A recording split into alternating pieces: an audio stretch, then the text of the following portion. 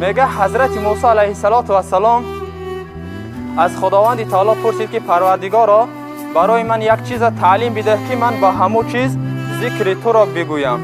خداوند تعالی گفت ای موسی لا اله الا الله بگو. حضرت موسی دوم بار پرسیدن پروردگارا برای من یک چیز تعلیم ده که من به همین تو را ذکر گم. خداوند تعالی بار دوم گفت ای موسی لا اله الا الله بگو. حضرت موسی گفتند پروردگارا این لا اله الا الله را تمامی مردم میدانند، پیش از ما بودگی امت ها هم لا اله الا الله میگفتند. برای من یک چیز خاص تعلیم بده که با همو من ذکر تو را گم و وای بهترین ذکر باشد. خداوند تعالی گفت ای موسی گفت 7 طبقه آسمان و آن چیزی که آنها را زیب میدهد، یعنی که فرشته و انسان و تمام مخلوقات غیر از من گفت خداوند. غیر از من 7 طبقه آسمان گرفته یک پله ترازو دمان و لا اله الا الله را یک پله ترازو دمان لا اله الا الله و از بین میبیا گفت.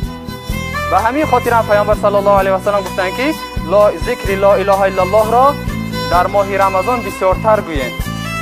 معنای لا اله الا الله نیست خدای بجز از الله و تعالی، غیر از الله دیگر خدا نیست. معناش همیه.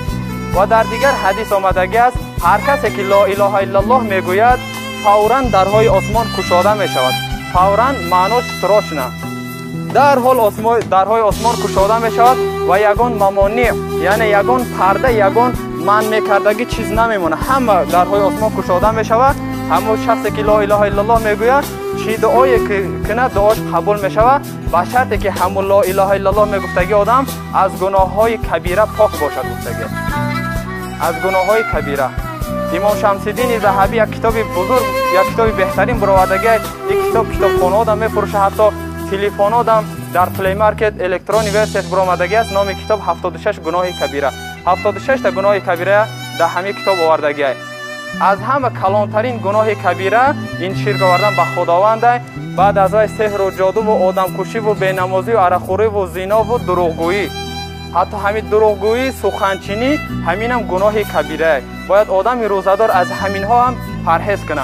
گفتاد هر کسی که لا اله الا الله میگه درهای آسمان گشاده میشه، دعاش قبول میشه، با شرطی که گناه کبیره نداشته باشه، با شرطی که از دروغگویی و از سخنچینی و از همین چیزها پاک باشه.